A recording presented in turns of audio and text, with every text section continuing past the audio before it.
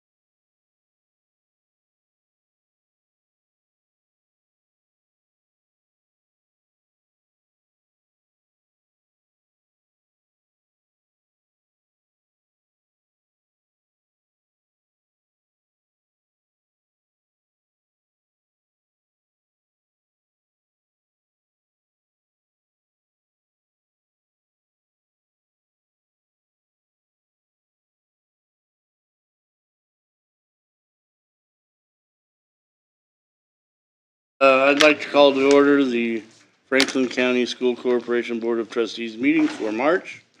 We welcome everyone here, and if you would please stand and recite the Pledge of Allegiance and then observe a moment of silence afterwards, please. I pledge allegiance to the flag of the United States of America and to the republic for which it stands, one nation, under God, indivisible, with liberty and justice for all.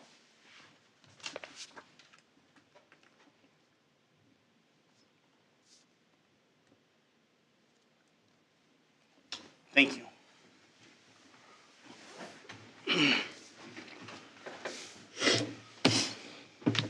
The first item up is the consent agenda items. It would be, do we do these all at once? Yep. We're doing these all at once. It includes the minutes, expenditures, donations and grants, field trip requests, and personnel issues. Is there any discussion? Yes, I think this is included in there. We have a minus on no? Is that in something else? On what? A minus on some area. Kendra, do we have a minus? We do. We do. In the financial report. Okay, and that's going to be carried over? What? Tell me about that. That's coming up next. Yeah, this Too is soon. this is a different agenda item. Sorry. Are we not going fast enough, Beth? Is there any discussion? Is there a motion? So moved. And seconded by Kevin. All in favor? When Beth raised her hand, it was 5-0. She's voting on the next item already. Next up will be the financial reports. And I believe Kinder would love to give those to us. The education fund balance as of February 28th, 2023 was $4,484,255.17. A year ago, this balance was $2,424,668.54.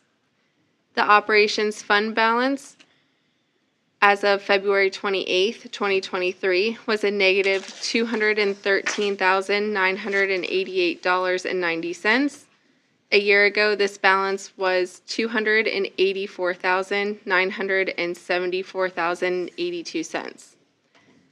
The investment interest earned year-to-date as of February 28th, 2023 was $8,047.73. This is compared to $3,862.38 a year ago.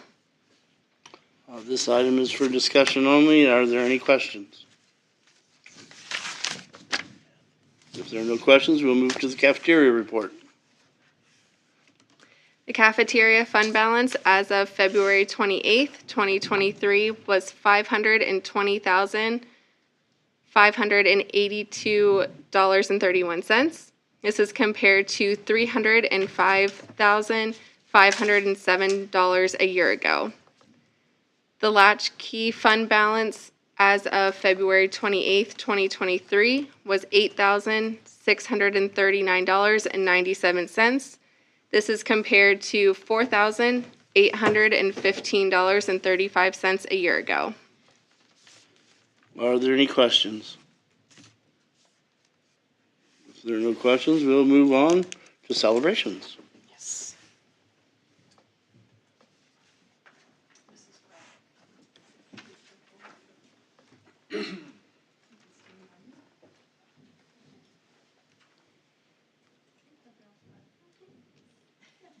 It is my honor tonight to recognize the March Educators Month. This is Annetta Brack, who teaches 3rd grade at Brookville Elementary School. She actually has been teaching for 27 years. 21 of those were at St. Michael's, and she came here in 2017. I hired her. Thank you. Annetta was nominated by 6 parents and 1 student.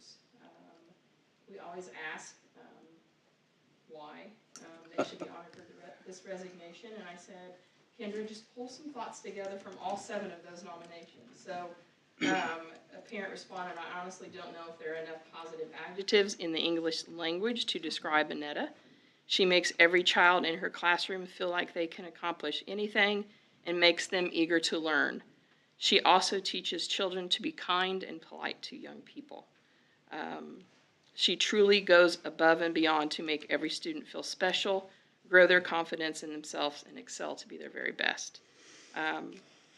In her free time, she's always at school. She loves spending time with her family, and she likes being her Mimi to her first grandchild, Cora. And I know she likes going to the beach because I've seen her many times.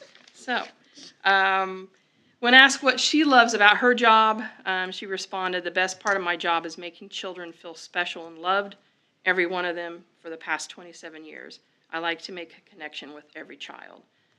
Join me in congratulating her for the March Educator of the Month, which is very well deserved.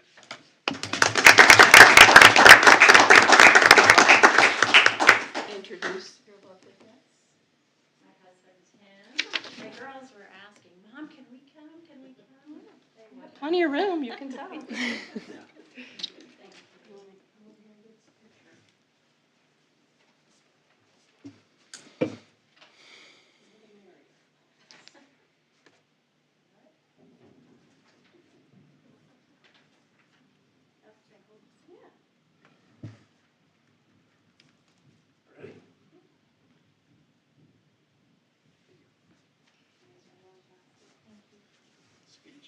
Speech.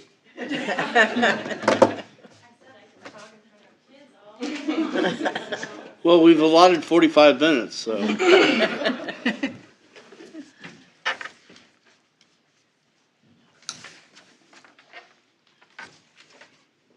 I'm very happy to recognize our support staff of the month, Miss Kit Flashpolar, our media specialist assistant at Brookville Elementary. This is her 15th year for Franklin County Community School Corporation. Kit was nominated for this honor by 2 educators. When asked why Ms. Flashpolar should be considered for this recognition, they responded, "Kit has a great rapport with students. She's always positive and supportive of the teachers. As an educator myself, I appreciate Kit's dedication in making sure that each student finds a book to read. When we have a day off of school or a program that causes my class to miss their library time, Kit rearranges her schedule to make sure they get their library time for the week. She makes the library exciting and goes the extra mile to ensure that every student feels special. Aside from her duties in the library, she's an active member of St. Michael Church, enjoys completing jigsaw puzzles, reading, and gardening. Most of all, Kit and her family are big Bengals fans. I'm a Colts fan. All right. When asked what the best part of her job is, she responded, "The best part of my job is the bond I form with the kids, whether it's over a good book, recess, or walking to the subdivision after school. I have the privilege of seeing them as kindergartners until they leave as 5th graders. They all hold a special place in my heart." Congratulations. You want to recognize your guest? Not your boss.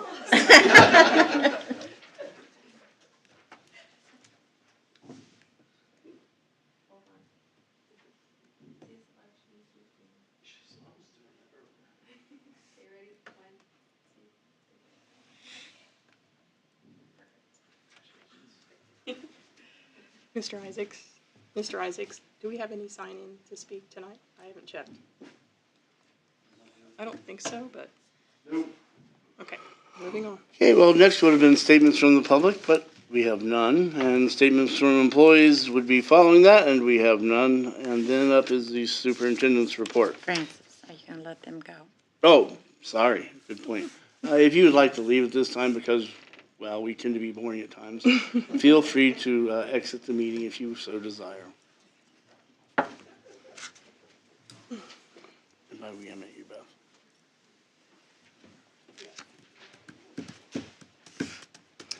Thank you very much. I know. Thank you. Unusual. Yes. Adam, you feeling lonely Feel yet? so lucky. You can come up to the front row. Yeah, I might. Stay. So on my superintendent's report, just two informational items. February count was, I believe it fell after our last board meeting.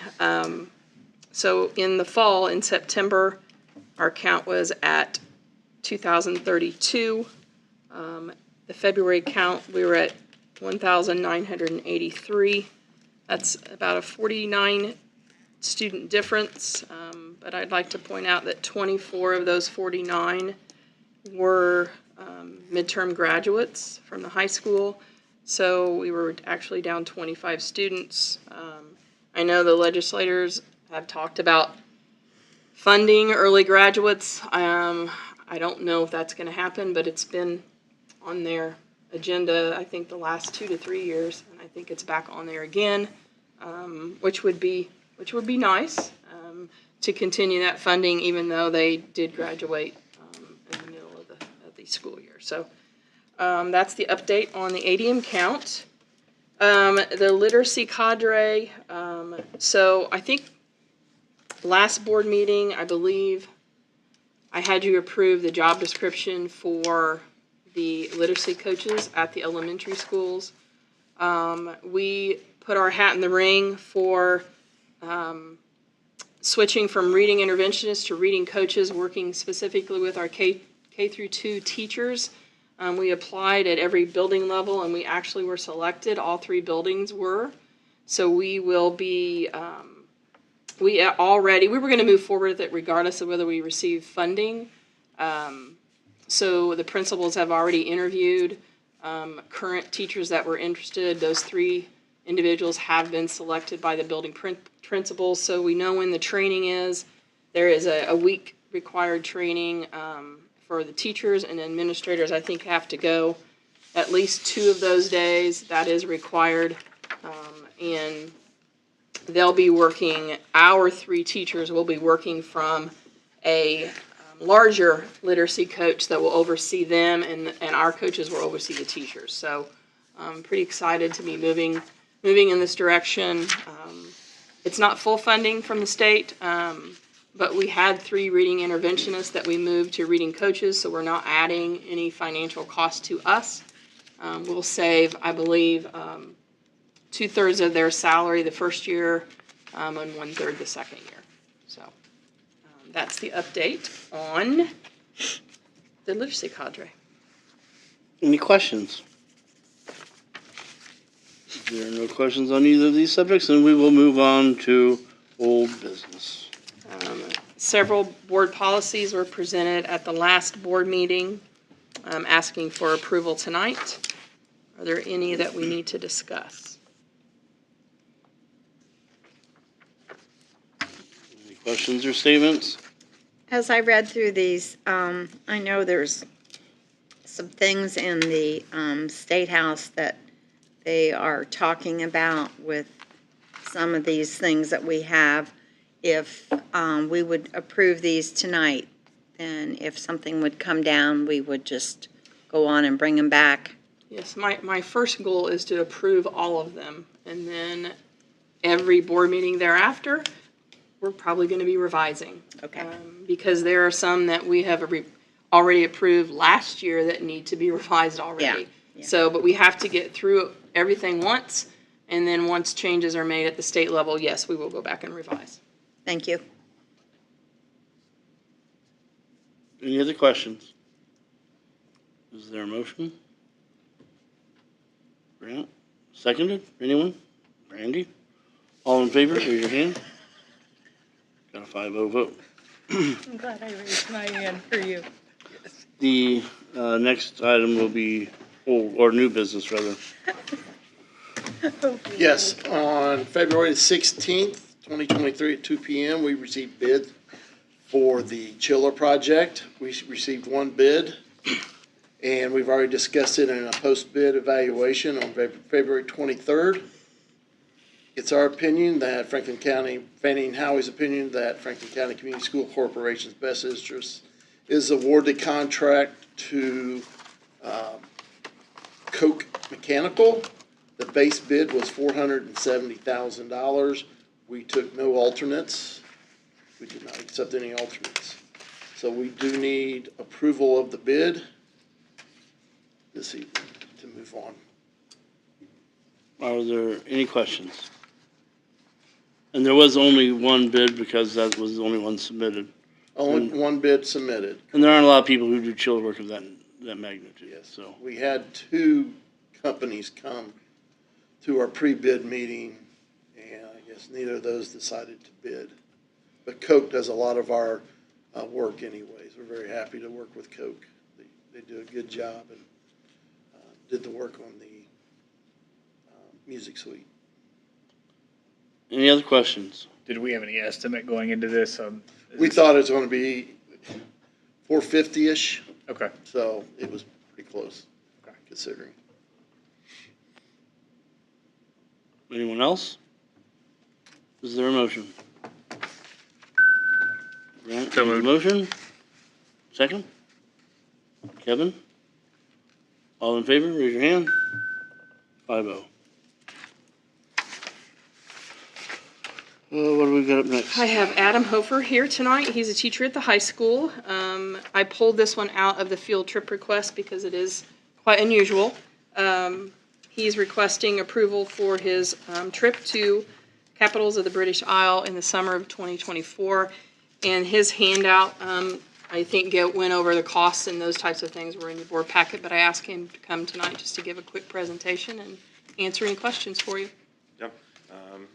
Nice to meet you all. I'm Adam. I'm a teacher at the high school. So I had come for approval in the fall of 2019 for us to travel on this exact trip. And as we all know, in the spring of 2020, that trip quickly went away. We tried to reschedule it a couple of times and it just kept falling through. And so I've been in constant contact with the company and knowing that we wanted to hopefully get the international travel back up and running, and felt kind of with the progress of COVID and travel, things were kind of getting back to somewhat of a more normal state. So approached back to EF, the tour company, and started to work on a new travel for the same trip. So capitals of the British Isles, hitting 4 of the major cities in the UK and Ireland. I'm happy to answer any questions. It would be the summer of 2024, so we'll depart 2 days after graduation. So graduation, I think, is scheduled for the 2nd, and we would depart on the 4th. So that's kind of how it's currently scheduled. So. And you're holding fundraisers for? Yeah, so the way the structuring works, the fundraising will cover a lot of the kind of gratuity things that are part of the trip, and then everything extra could be applied to their actual trip fund. So when a student or a parent enrolls, it's a kind of an automatic payment plan that they start with through EF. None of the money is handled by the school corporation. The parents pay all the things to EF. And so because of that, we can't apply money directly to their accounts. So what we do is we have to cover, as a school, we have to cover all the gratuities for our tour guides and everything when we get in country. So the fundraising helps support all of that. It also can help pay for some of the kind of extraneous trips they may want to go on, some of the spending money, all of that can be part of that fundraising effort. But yeah, for the last trip, we had several fundraisers that we did. We had a grant we got from the Community Foundation to help. They supported us, and we got a DJ for a dance, and that dance was our fundraiser. They sold snow cones at the football games. They did all kinds of things to try to raise money for their trips. So yes, there will be fundraisers that we'll work on. We'll have student ambassadors who will kind of head all of that up. So once the students join the trip, then those students who maybe are interested in the ambassadorship program will apply, and they'll become kind of the student leaders of the trip. And so they'll help do the fundraising, come up with those ideas, that kind of stuff. So we did a Skyline night too, I think. We had at Skyline one night. So yeah, so we're definitely open to fundraising as much as possible to help pay for the trip. 2 questions, Adam. First, who is this open to? It's open to, it would be current 8th graders through current juniors. So it'll be anyone who will be in school at the high school next year. So enrollment will start, if it's approved tonight, we'll have a kickoff meeting next Thursday, the 23rd. And then there'll be an enrollment period, and then we'll start planning. We'll do a passport night probably in May before we leave for summer break. And then we'll do all the kind of kickoff stuff in August. So yes, it'll be current 8th graders, so with the class of 2024 through 2027. You took one other trip before, correct? We hope to. We didn't get to go on the trip.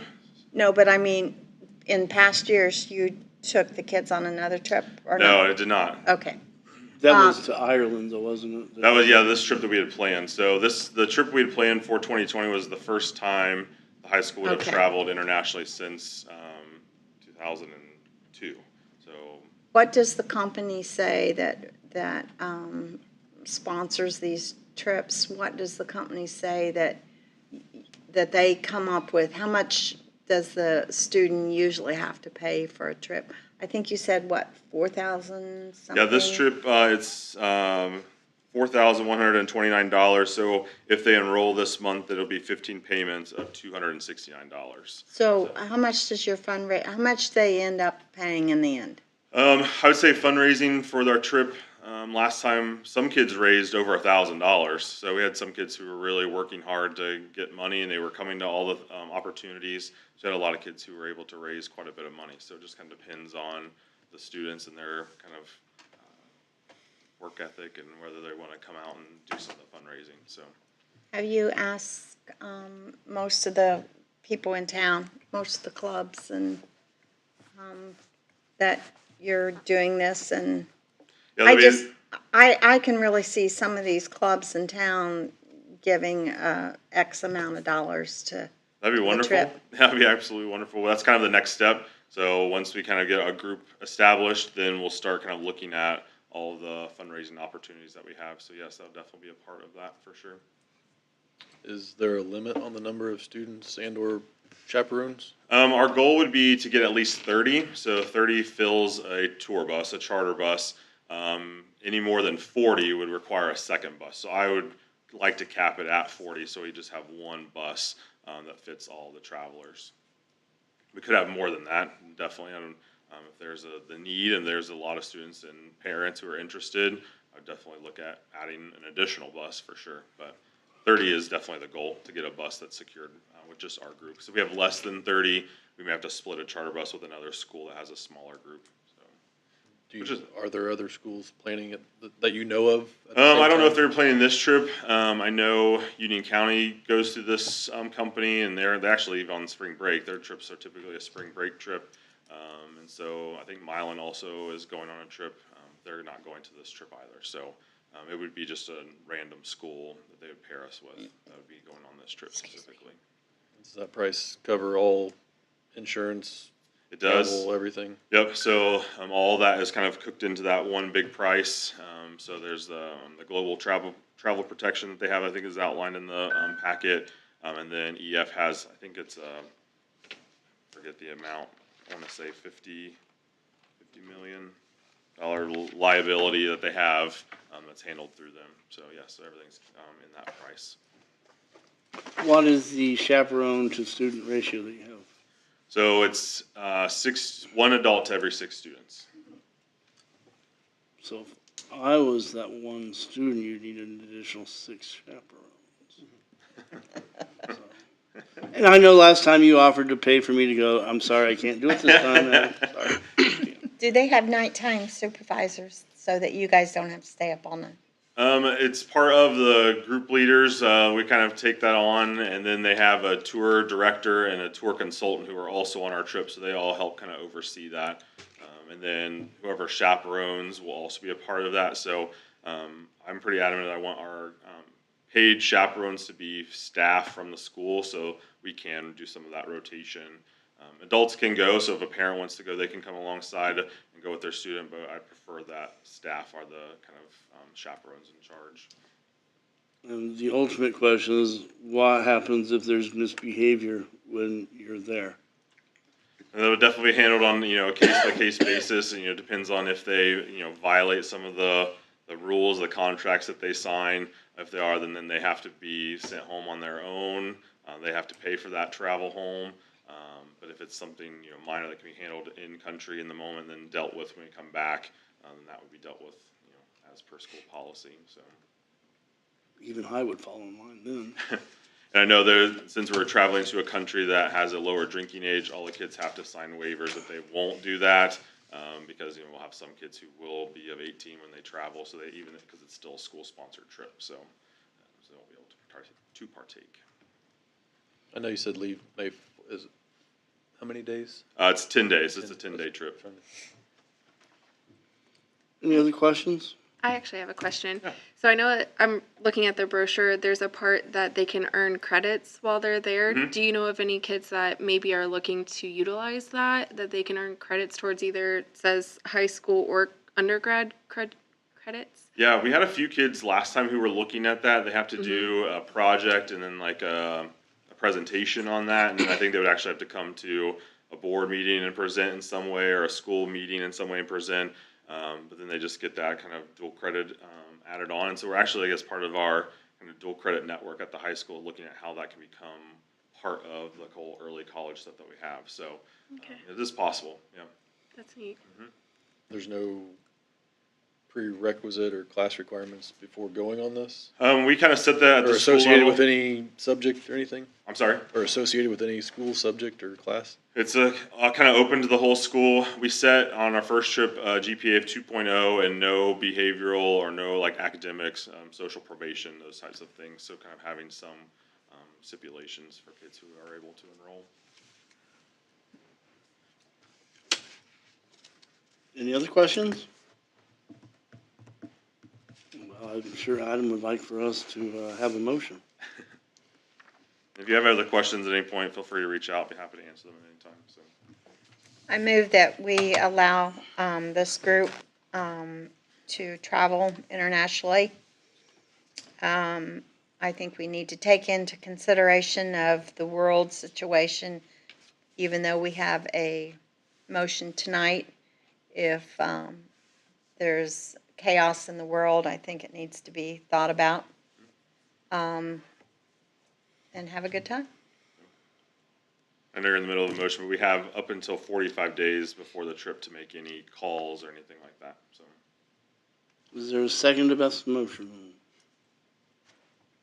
Kevin seconds. All in favor, raise your hand. 5-0. Congratulations. Adam. Thanks. Thank you. You do a great job, by the way. Yes. Appreciate that. Thank you. All right, new board policies on here, deal with personnel, the 3000s for, I believe I sent those out about a month ago, so you've had those, but you'll have them for another month to look at. Not asking for approval tonight, just putting that out there that we will ask for approval in April.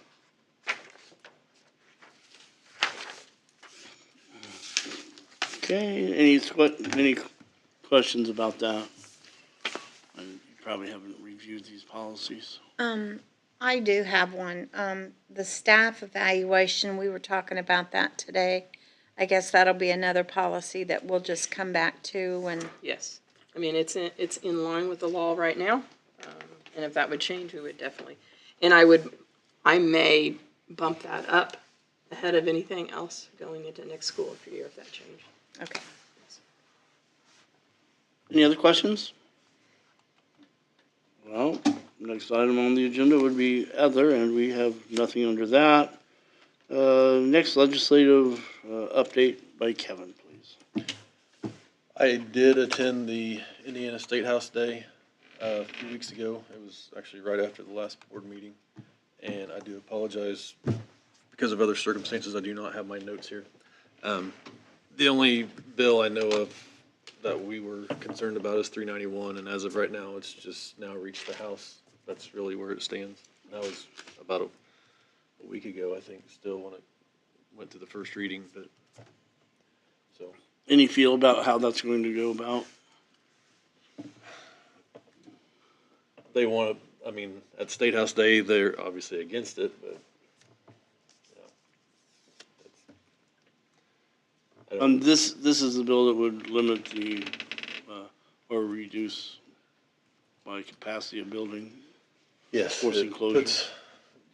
puts parameters or restrictions, guidelines on when and buildings can be forcibly closed. Yeah, when I read the bill, I got a little confused because it was, travel time was one of the things. I believe we discussed as, how do we know how long it takes? Because my son, who drives really slow, gets passed by Amish. Well, it takes for him to drive there, Beth is a quarter of the time. I think there's a lot of gray area, unanswered, not a lot of strict guidelines in it, which would leave it open to a lot of interpretation, which is not good if it does pass. But I also think this is geared more toward urban, big city schools. So if and how it will affect us, I don't know. We don't know yet. Okay. Any questions? Well, if there are none, do we have any future agenda requests? Not everyone at once now. Okay. And then recognitions. Nothing? Well, that adjourns this meeting, and our next scheduled meeting is 7 p.m. Monday, April 10th, right here. Thank you very much. Second line, No, right I there. don't think so. Right here? Oh, well, you just inside for me, because look, chicken scratch. This is, this is the children. Third line there.